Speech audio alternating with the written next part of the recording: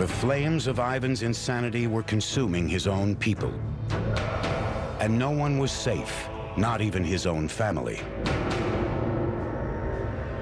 Another reason Ivan IV could be called the Terrible is probably the finale of his reign, when he murdered his son, who was trying to protect his pregnant wife from Ivan's rage. Ivan had beaten the woman so severely that she miscarried. When his son confronted him, Ivan turned on him too. In a blinding rage, he struck out, killing him instantly. With one swift move, Ivan had destroyed his own line of succession. By the time of his death in 1584, the empire was in a shambles. Soon after Ivan came the decade-long so-called time of troubles. A civil war combined with a war of foreign intervention. In the course of that, Muscovy, Russia, came very close to losing its independence. Just 1 century after achieving independence, Russia was on the brink of disaster. But soon a Russian giant would appear on the world stage, stunning everyone by engineering a shining city in the middle of nowhere. Ivan the Terrible married 7 times and even proposed to a lady in the court of Queen Elizabeth I of England. 1696. A new czar comes to power with a revolutionary plan to pick up where Ivan the Terrible left off and transform his backward nation into a modern empire. His name is Peter the Great. Peter the Great was an absolutely unique person.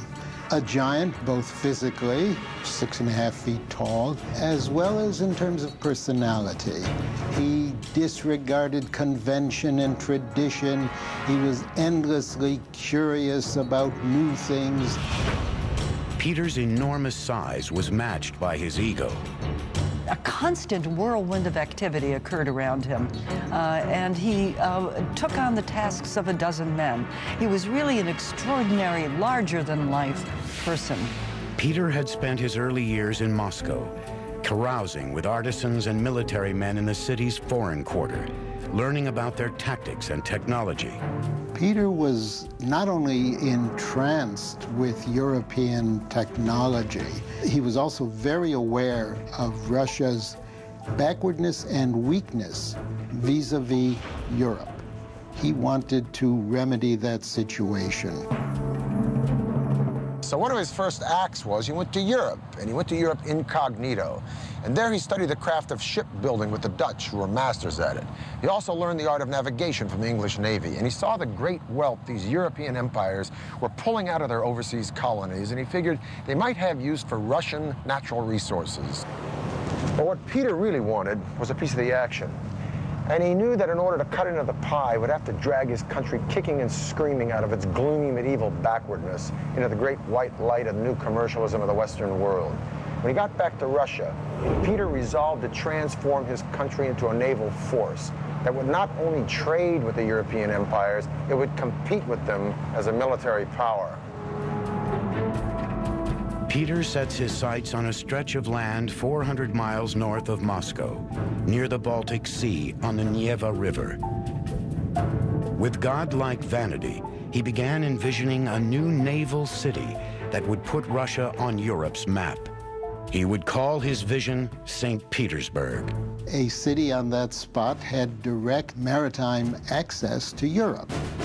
The only problem was that this land on the Neva belonged to Sweden. Peter would not be deterred. In 1700, he launched an all-out attack and took the land by force. By 1703, the cornerstone of the city was laid. The new capital that Peter had in mind, it was to be a fortress, was to be the center of the army and the navy. It was to be the window on Europe through which Western ideas, modern ideas were going to flood and spread throughout the entire empire. Out of bloodshed and warfare, St. Petersburg was born.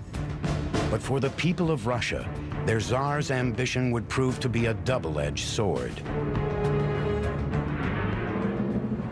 Peter chose the site of his future city for its access to the Baltic Sea, but this advantage would come with a steep price. For 5 months out of the year, the river delta and its surrounding swamps would freeze, and then predictably and reliably flood when they thawed with the warmer months. The building of this city would be a monumental challenge. So Peter turned to the one natural resource that compensated in Russia when all else failed: raw manpower. The people of Russia would literally build St. Petersburg with their bare hands. Surrounded by nothing but swamp, supplies were almost impossible to come by. In order to raise the foundations of the fortress above tidewaters, workers had to dig piles of earth with their bare hands and then transport thousands of pounds of soil in their jackets and shirts. Everything had to be imported. Even lumber had to be cut upstream and floated down in huge quantities to stabilize the city's foundations. There's no bedrock there, so that any large structure had to be built on pilings. To do this, engineers designed a pulley system to drive thousands of piles into the soft earth.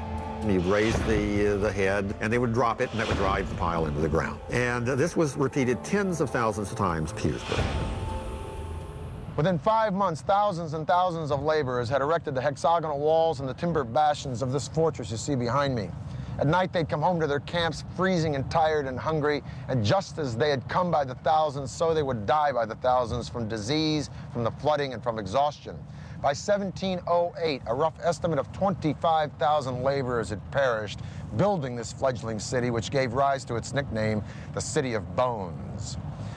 There is no statistic that tells us exactly how many people died before this city was finished, but a 19th century historian says that up until that point, there was no single battle in the annals of military history that cost as many lives as the number of laborers who perished in the building of St. Petersburg. For Peter, the human toll was merely a means to an end. In 1706, he launched his first warship from St. Petersburg Admiralty Shipyard. This was the city's first industrial compound. It housed shipbuilders, sail and rope makers, forges, and a cannon foundry. Russia now had a navy, and its Tsar was single-handedly changing the face of the empire. In 1712, with his usual brisk efficiency, he makes the biggest change of all. In a simple and stunning decree, Peter makes St. Petersburg the capital of Russia. In an instant, Moscow's nearly 300-year supremacy in Russia was over. The citizens of Moscow were stunned. Many Russians reacted to Peter as though he were an alien from outer space. They didn't understand him. He imposed his strange ideas on his country, using the full force of an autocratic and absolute monarch, which he inherited from his predecessors, but he knew very well how to use it to get his will. His vision to revolutionize Russia was the thing that drove him throughout his life. Nothing and no one escaped some kind of an effect from this revolutionary process. Peter had spared no expense to create a city from scratch.